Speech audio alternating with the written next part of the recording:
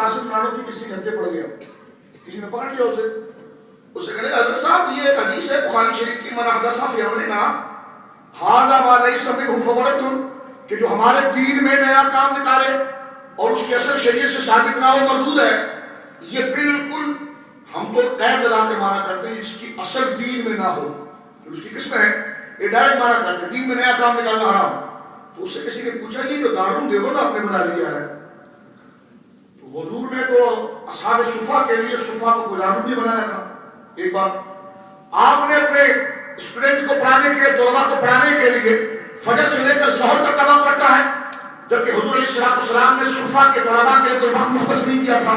دو بات, اور آپ کا قاعدہ کہ حضور نہ کرے وہ حرام ہے, تو لہٰذا دیکھیے آپ مختص کر رہے ہیں. اور پھر یہ کہ حضور نے اپنے طلباء کو پڑھانے کے لیے صفا پر پیریڈ نہیں لگائے تھے, اور ایک پیریڈ 40 منٹس کا, ایک 35 منٹس کا, ایسا کوئی خاص نہیں کیا, جبکہ آپ نے صبح سے لے کر شام تک 7 پیریڈ ترتیب دیے ہیں, ایک 40 منٹ کا, ایک 35 منٹ کا, ایک 30 منٹ کا. تو یہ جو ترتیب آپ نے دیے ہیں, کیا یہ احداث فی الدین نہیں ہے؟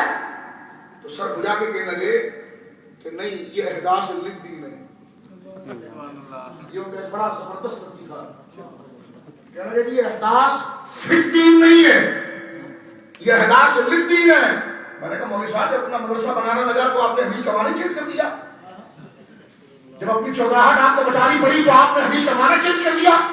میلاد کو آپ نے احداث فی الدین کہا اور اپنے مدرسوں کو للدین کہا. میں نے کہا فی الدین اور للدین کا کیا فرق ہوتا ہے؟ کہتے ہیں دین میں ایجاد کرنا یہ تو ناجائز ہے, اور ایک دین کے لیے اجازت کرنا یہ جائز ہے. تو یہ ہمارے مدرسے جو ہیں یہ دین کے لیے ہیں. میرے کہا مدرسے دین کے لیے بعد میں ہے, ذکر مصطفیٰ دین کے لیے سب سے پہلے ہے. اب میں تھوڑا سا آگے چلتا ہوں, اس پر بہت گفتگو ہو سکتی ہے. میں آپ کی خدمت عرض کر رہا تھا کہ جس چیز کو اللہ رسول منع نہ کرے وہ کہنے لگے یہ کام آپ جو کر رہے ہیں اس کی کیا دلیل ہے؟ آپ مجھے اس کے منع کی کیا دلیل ہے؟ تو منع کی تو کوئی دلیل نہیں ہے. میں نے کہا یہی تو جائز ہونے کی دلیل ہے. سبحان اللہ. سمجھے آپ میری بات؟ کہا سمجھے آپ؟ بار بار یہ کیوں کیا؟ تیرے پاس نفی ہے؟ نہیں, ہم نے کہا یہی ثبوت ہے. سبحان اللہ, یہی ثبوت ہے. کہنے لگے یہ کہاں لکھا ہوا؟ میں نے کہا جامع ترمذی کی حدیث پڑھی میں نے آپ کے سامنے. اب آئیے جلدی سمجھانے کے لیے سعودی عرب کے مفتی اعظم جن کو وہ کہتے ہیں دن بعد حال میں گئے دنیا سے, ان کا مجموعہ شائع ہوا ہے, فتاوی مجموعہ. مجلیوں نے خود اس کا ترجمہ کیا ہے کلکتہ سے سارے بابیوں کو اٹھا کر, اور وہ اردو ترجمہ کہیں بھی آپ کو ملتا ہے, اس میں عام سا مسئلہ ہے. یعنی یہ قاعدے پر اختلاف تھا. میں پھر عرض کر رہا ہوں پر سبیل تنزل میلاد تو قرآن کی آیتیں ہیں, میلاد پر حدیثیں ہیں, میلاد پر علماء کے اخبار ایک نہیں درجنوں سینکڑوں ہیں. میں کہتا ہوں اگر یہ نبی ہوتے تب بھی میلاد منع نہ کیا گیا, یہی اس کے جائز ہونے کی دلیل ہوتی. کہنا میں یہ چاہ رہا ہوں, لہٰذا یہ کہنا کہ جناب یہ کوئی قاعدہ نہیں ہے جس کو اللہ رسول منع نہ کرے وہ جائز. میں نے کہا یہی تو قاعدہ ہے, جس کو اللہ رسول منع نہ کرے وہی جائز. کہنے لگے یہ کہیں لکھا ہوا؟ میں نے کہا یہ مجموع الفتاوی میں ابن تیمون نے بھی لکھا ہے اور یہ آپ کی مفتی اعظم نے بھی لکھا ہے. یہ آپ کے نزدیک اجماعی مسئلہ ہے. اب اٹھائیے آپ کتاب عبداللہ بن باز کے فتاوی شائع ہو چکے ہیں, 2 جلدوں کو ایک کر دیا ہے. اس میں آپ غسل کے مسائل کے اندر دیکھ سکتے ہیں, اور اباحت کے مسائل کے اندر مسئلہ ذکر کیا گیا ہے. ایک شخص نے عبداللہ بن باز جو نابینا تھے, سبحان اللہ کی کوئی بات نہیں ہے, میں ایک بات آپ کے سامنے پیش کر رہا ہوں. عبداللہ بن باز جو نابینا شخص تھا وہ مفتی اعظم بن گیا. تو ان سے کسی نے پوچھا,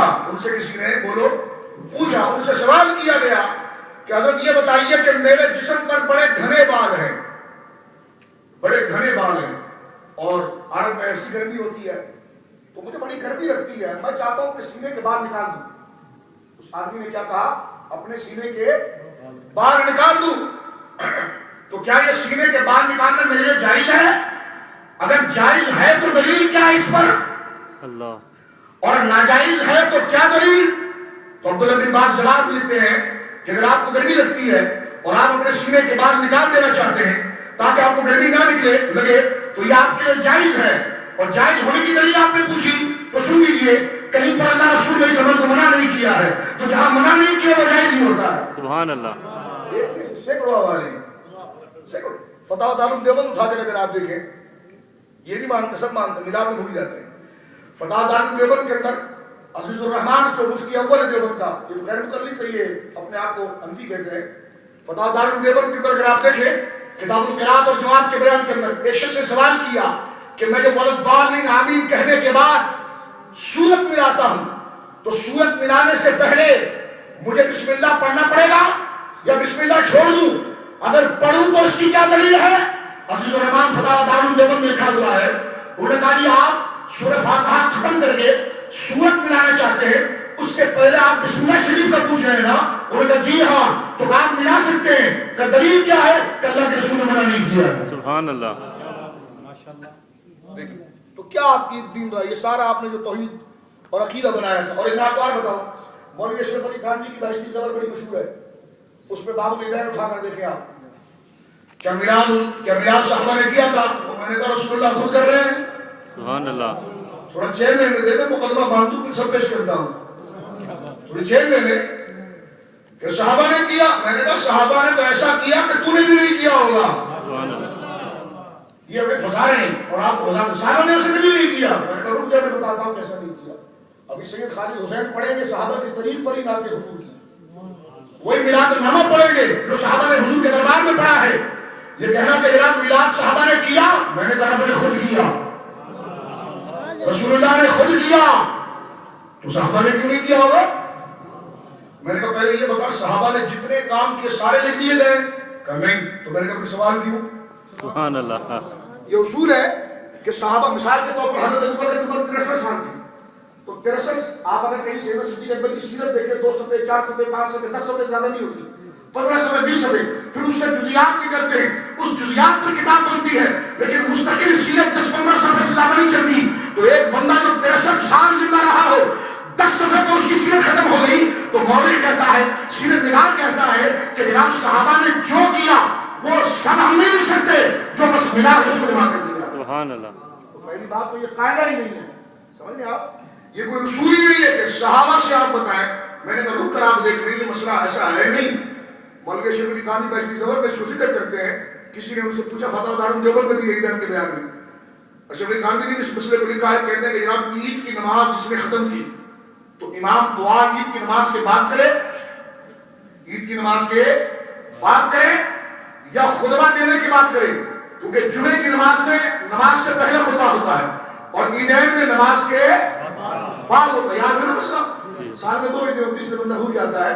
تو یہ یاد رکھیں عید میں خطبہ نماز کے بعد ہوتا ہے. اب سوال یہ تھا کہ دعا کرنا عید کی نماز کے بعد، عید کی نماز کے بعد کریں یا جمعے کے خطبے، عید کی نماز کے بعد کریں یا عید کے خطبے کے بعد کریں؟ اب بتائیے یہ کیا ہے؟ تھانوی صاحب نے واضح طور پر لکھا ہے کہ عید کی نماز کے بعد دعا کرنا یا عید کے خطبے کے بعد دعا کرنا رسول اللہ سے ثابت نہیں، صحابہ سے ثابت نہیں، تابعین سے ثابت نہیں.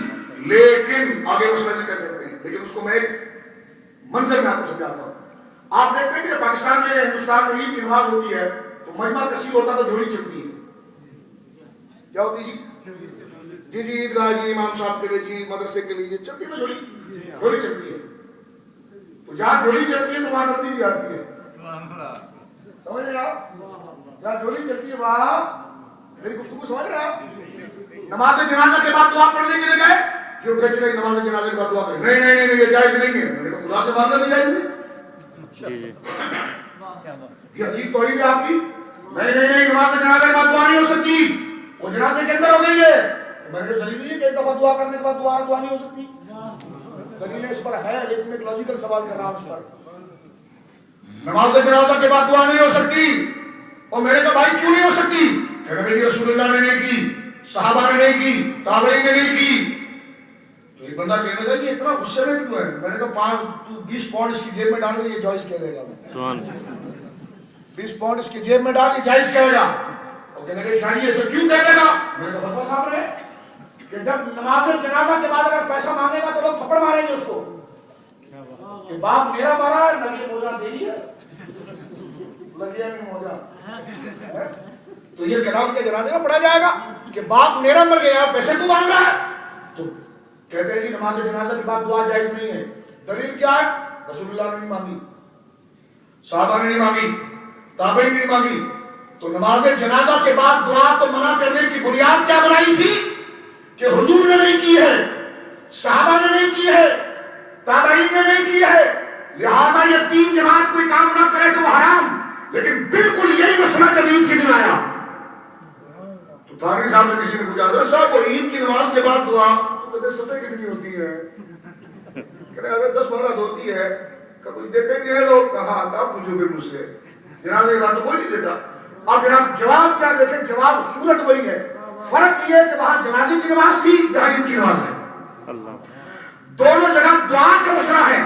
جنازے کے بعد دعا کرنے کو اس لیے حرام کہہ دیا معاذ اللہ کہ رسول اللہ نے نہیں کیا تھا، صحابہ نے نہیں کیا تھا، تابعین نے نہیں کیا تھا، لیکن عید کی نماز کے بعد دیکھیں کیسا پینترا بدلتے ہیں، جیسے احداث سے دین اور دین میں کیا ہے۔ اور یہاں پر کسی نے پوچھا وہ عید کی نماز کے بعد دعا ہو سکتی ہے؟ کہنے لگے جی بھائی مسئلہ تو یہ ہے کہ عید کی نماز کے بعد، عید کی نماز جیسے جنازے کی بات کہا تھا، سمجھ رہے آپ، دونوں کو ملا نہیں لینا، جیسے جنازے کے لیے کہا تھا تو یہاں پر کہتے ہیں کہ جناب عید کی نماز کے بعد جو دعا ہے وہ تو یقیناً رسول اللہ نے نہیں کی، صحابہ نے نہیں کی، تابعین نے نہیں کی، لیکن یہ بیشتر دور میں لیکن کب ایک نقطہ لگایا وہاں پر کیونکہ جندہ ہوتا ہے نا، لیکن نبی کی تو کیا ہوا، کام تو اچھا ہے، لہذا اگر دعا کر لیا جائے تو مشہور ہے۔ اور میں نے کہا تھانوی صاحب اس اصول سے آپ نے میلاد کو حرام کیا تھا، اس اصول سے آپ نے نماز جنازہ کے بعد دعا کو حرام کیا تھا، اس اصول سے تم نے نظر و نیاز اور فاتحہ کو حرام کیا تھا، لیکن جہاں پیسے کی بات آئی تو جب عید کے بعد دعا نہ رسول اللہ نے کی، نہ صحابہ نے کی، تابعین نے کی، اس کے باوجود آپ کہتے ہیں کہ جناب اس لیے جائز ہے کہ دعا ہے نا، تو ہم نے کہا میلاد بھی تو ذکر مصطفیٰ ہے نا، سبحان اللہ، سمجھ رہے ہیں؟ تو دین ہم نے نہیں بدلا، دین ہم نے نہیں بدلا، ہمارے اکابر نے نہیں بدلا۔ مسلم شخصیت پر شہید اٹھا کر دیکھیں، شاہ عبداللہ صاحب کو دیکھیں، عبدالسمیع رامپوری کو دیکھیں، حاجی عباد اللہ مہدی کو دیکھیں، شاہ عبدالعزیز محدث دہلوی کو دیکھیں۔ شاہ عبدالعزیز محدث دہلوی کی عظیم شخصیت ہے، امام اہل سنت، کہ جب آپ دہلی میں رہتے تھے تو دہلی پورا شیعوں سے بھرا ہوا تھا۔